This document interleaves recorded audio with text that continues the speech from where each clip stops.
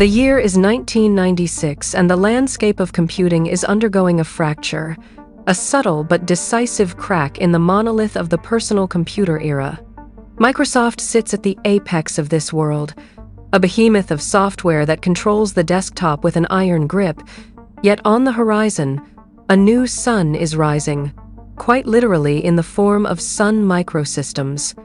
They have introduced a concept that threatens to render the operating system irrelevant, a promise whispered in boardrooms and shouted in developer conferences. They call it the Java Dream. The slogan is simple and seductive: write once, run anywhere.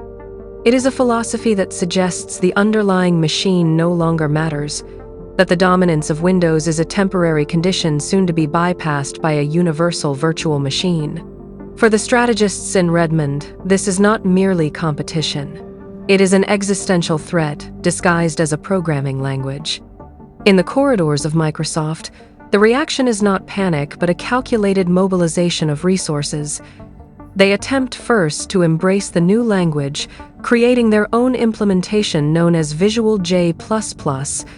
It is faster, tighter, and integrates seamlessly with the Windows environment, but it breaks the cardinal rule of the Java promise. It does not run anywhere. It runs best on Windows. This deviation is not an accident but a strategy, a maneuver to tether the drifting developers back to the Microsoft ecosystem. Sun Microsystems responds with the fury of a betrayed partner. In 1997, they file a lawsuit that will become legendary in the annals of tech history, accusing Microsoft of polluting the pure standard of Java, of extinguishing the dream of cross-platform compatibility. The legal wrangling is slow, expensive, and bitter, resulting in a settlement years later that sees Microsoft pay $20 million. But the true cost is the realization that they cannot rent their future. They must build it. Enter Anders Hejlsberg. He is a man of quiet demeanor and terrifying competence, a Danish software engineer who had already revolutionized the way code was written before he ever set foot in Redmond. At Borland, he had architected Turbo Pascal and Delphi, tools that brought structure and speed to the chaos of early development. Microsoft had courted him with a signing bonus rumored to be in the millions, a figure that raised eyebrows but bought them one of the finest language designers in the world. Hejlsberg is placed in charge of a secret initiative within Microsoft, a project hidden under the codename COOL. The name stands for C-like Object-Oriented Language. It is a sterile functional acronym that belies the ambition behind it. Hejlsberg is tasked with an impossible contradiction. He must create a language that offers the power and flexibility of C++, the industry standard for raw performance, while incorporating the productivity and safety of the very language they are trying to destroy. The result of this secret labor is C#. When it is unveiled to the public in the summer of 2000 at the Professional Developers Conference in Orlando, Florida, the air is thick with skepticism. To the casual observer, the syntax looks suspiciously like a clone of Java. There are the same curly braces, the same dot notation, the same promise of garbage collection to sweep away the memory leaks that plagued the previous generation of C++ developers. But beneath the surface, Hejlsberg has constructed something distinct, a language that is pragmatic rather than idealistic. C# is not designed to run on a toaster or a wristwatch, at least not yet. It is designed to build the massive, sprawling enterprise systems that power the global economy. It is a language built for the corporate cathedrals of banking, logistics, and healthcare. To understand the machine, one must look at the engine. C# does not compile directly to the machine code that the processor understands. Instead, it compiles to an intermediate language, a sort of technological Esperanto. This code is then handed to the Common Language Runtime, or CLR. The CLR is the heart of the operation. It acts as a strict, unyielding supervisor.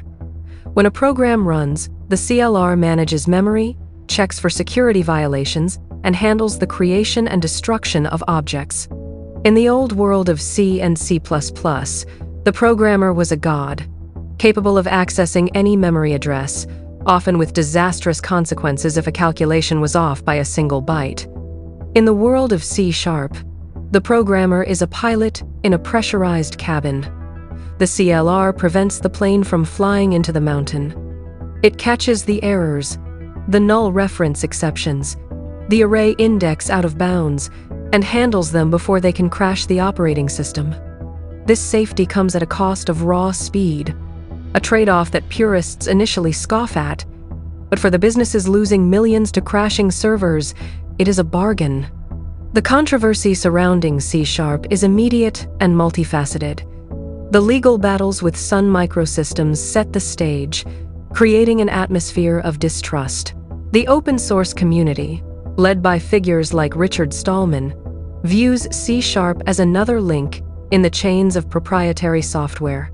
They see it as a trap, a way to lock developers into the Windows operating system forever. This fear is not unfounded. For the first decade of its existence, C# is effectively a Windows-only language. If a company wants to run a server built with C#, they must pay Microsoft for the Windows Server license. It is a brilliant economic engine. The language is free to learn, the tools are refined, but the deployment environment is a toll road. Billions of dollars flow through this ecosystem. Corporations like Stack Overflow, the very repository of programming knowledge, build their entire infrastructure on this technology. Investment banks rewrite their trading platforms in it, valuing the type safety and predictability over the raw, dangerous speed of C. Yet, the language evolves. Hejlsberg and his team do not let the concrete set. They introduce features that drag the language forward, often ahead of its competitors. In version 2, they introduce generics, a mathematical concept that allows for code reusability without sacrificing type safety. Then comes LINQ, the language integrated query. This is a subtle revolution. It allows developers to treat data whether it comes from a database, an XML file, or a memory array with a uniform, elegant syntax. It blends the declarative style of SQL with the imperative logic of C#. While Java stagnates under the stewardship of Sun and later Oracle, bogged down by committees and legacy support, C# becomes a playground for language theory applied to practical problems. It adopts asynchronous programming with the keywords async and await, solving the headache of unresponsive user interfaces with a grace that other languages will copy for years to come. The cultural impact of C# extends beyond the gray cubicles of enterprise development. It finds a surprising home in the world of video games. The Unity game engine, founded in Denmark just as C# was gaining traction, chooses it as the primary scripting language. This decision democratizes game development. Suddenly, the creation of three-dimensional worlds is not the exclusive domain of C++ wizards who understand memory pointers and manual allocation. A teenager in a bedroom can write a script in C# that makes a character jump or a car accelerate. The independent game boom of the 2010s is fueled, in large part, by the accessibility of this language.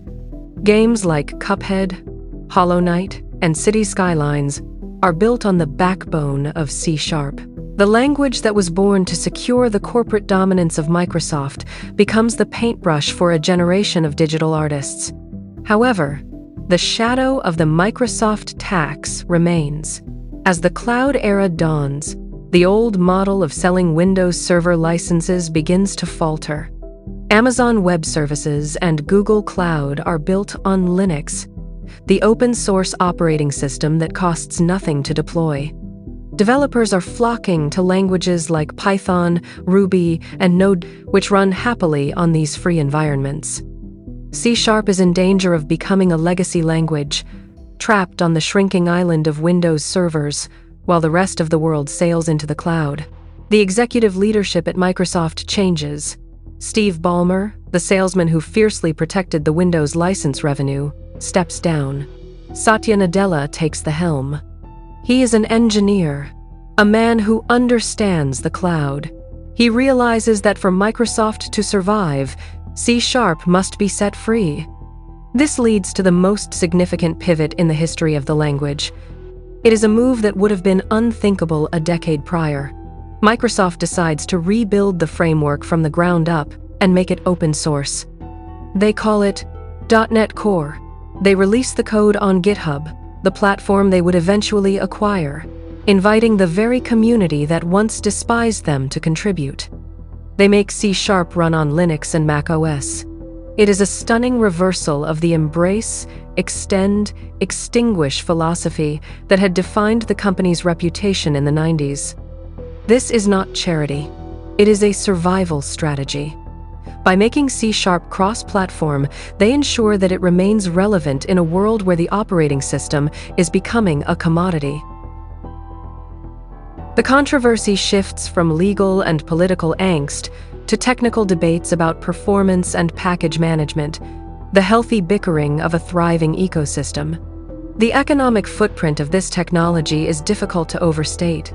It is not merely the revenue from Visual Studio licenses or Azure cloud consumption, which runs into the tens of billions annually. It is the trillion-dollar economy that runs on the code itself. The banking systems that process mortgage applications, the logistics software that routes shipping containers across the Pacific, the healthcare portals that manage patient records. A vast percentage of this invisible infrastructure is written in C#. Companies like HCL Technologies, Accenture, and Capgemini employ armies of C# developers to maintain the digital plumbing of the Fortune 500. The language has created a specialized labor market, a tier of professionals who exist between the academic purity of computer science and the frantic pace of web startups. Comparing C# to its rivals reveals the distinct personality of its design. Python is the loose, dynamic friend who lets you break rules for the sake of speed and data science. JavaScript is the ubiquitous, chaotic scribbler of the web, present on every screen but notoriously difficult to tame. Java remains the stoic older brother, heavily entrenched in the enterprise, reliable but slow to change. C# sits in the middle, a hybrid of discipline and innovation. It is statically typed, meaning the computer demands to know what kind of data is being used before the program runs, a trait that prevents a class of errors that haunt dynamic languages. Yet, it has shed the verbosity that plagues Java. It allows for concise expression, for functional programming styles that treat code as data. It is a language for the architect who appreciates the beauty of a well-poured foundation. There are lesser-known corners of this story that illuminate the human element. When Hejlsberg was designing the delegate system in C#, a way for one part of the program to notify another that something had happened, he was heavily criticized by the Java architects. They claimed it was unsafe, a regression to the function pointers of C. Hejlsberg persisted, arguing that flexibility was worth the risk if managed correctly. Years later, Java would introduce lambdas, a feature that effectively mirrored the very concept they had mocked. It is a testament to the long game, the quiet confidence of a designer who understands that utility eventually wins over dogma. The ecosystem surrounding the language has grown into a massive, self-sustaining organism. NuGet, the package manager for .NET, hosts hundreds of thousands of libraries, reusable blocks of code that solve everything from complex mathematical problems to communicating with smart light bulbs. This sharing of code allows a developer to stand on the shoulders of giants without ever meeting them. It accelerates the pace of innovation, but it also introduces a new fragility. A vulnerability in a widely used library can ripple through the global network, exposing banks and hospitals to attack. It is the double-edged sword of modern software engineering. The interconnectivity that drives efficiency also creates a singular, shared attack surface. In the present day, C# has achieved a ubiquity that borders on invisibility. It is no longer the new contender or the controversial usurper. It is part of the sediment of the digital world. When a user swipes a badge to enter a secure building, the system checking their credentials is likely running C#. When a stock trader executes a buy order, the risk analysis algorithm might be a compiled C# binary. The language has moved beyond the desktop and the server. With frameworks like Xamarin and later Maui, it runs on iPhones and Androids. With Blazor, it runs directly inside the web browser, challenging JavaScript on its home turf. It has fulfilled the Java dream more effectively than Java ever did, though it took 20 years and a complete reinvention of Microsoft's soul to achieve it. The journey of C# mirrors the maturation of the software industry itself. It began in a time of cowboys and proprietary wars, where the code was a weapon used to lock users into a platform. It survived the legal assaults and the ideological battles to emerge in an era of collaboration and open standards. It transitioned from a closed garden to a public park. The figure of Anders Hejlsberg remains central, a calm constant in the churning volatility of the tech sector. He still works on the language, still appearing at conferences to explain the latest features with the same understated precision he used in 2000. He does not speak like a revolutionary. He speaks like a watchmaker explaining the escapement mechanism of a timepiece. The impact on the human developer is perhaps the most profound legacy. C# introduced a generation to the idea that the compiler could be a friend rather than an adversary. The sophisticated development environment, Visual Studio, with its IntelliSense, acts as a partner, suggesting code completions and highlighting errors in real time. This lowered the cognitive load of programming, allowing the developer to focus on the logic of the problem rather than the syntax of the solution. It shifted the skill set from memorization to architecture.